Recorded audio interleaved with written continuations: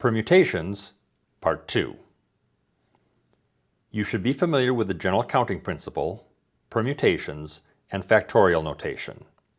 In this lesson, we will count the number of ways to put k out of n objects in order and notations for calculating permutations.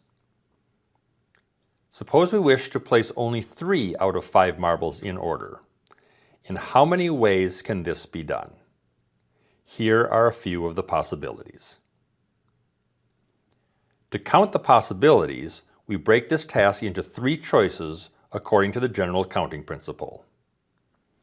We have 5 ways to pick the marble that will be placed first, 4 ways to pick the marble that will be placed second, and 3 ways to pick the marble that will be placed third.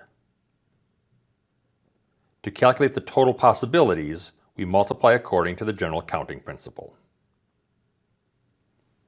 In general, to place k out of n objects in order, we will need to multiply k numbers together. So we begin by making k blanks. In the first blank, we have n choices. In each successive blank, we have 1 fewer choice. Once all of the blanks are filled, multiply the numbers together according to the general counting principle. Here's the first example again. We will multiply 3 numbers together, beginning with 5, and going down by 1 each choice. Here's another approach based on factorials. We start with the numerator as if we are placing all 5 marbles in order as a full permutation. We then realize that we don't need the last 2, so we remove the last 2 factors by dividing by 2 times 1.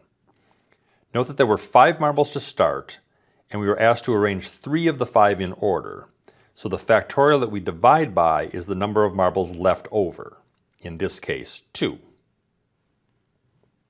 This can be generalized.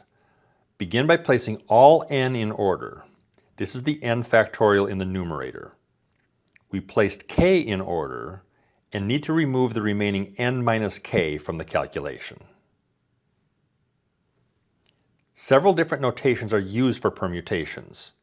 On many calculators, the permutation key has the letter p followed by the 2 parameters, n and k in parentheses. Sometimes it is PNR instead of PNK. On other calculators and in print, the subscript n often comes before the p and is read NPK or NPR. In other sources, particularly in Europe, the k is a subscript on the n, which is by itself in parentheses. In all cases, it is calculated by the formula n factorial divided by n minus k factorial.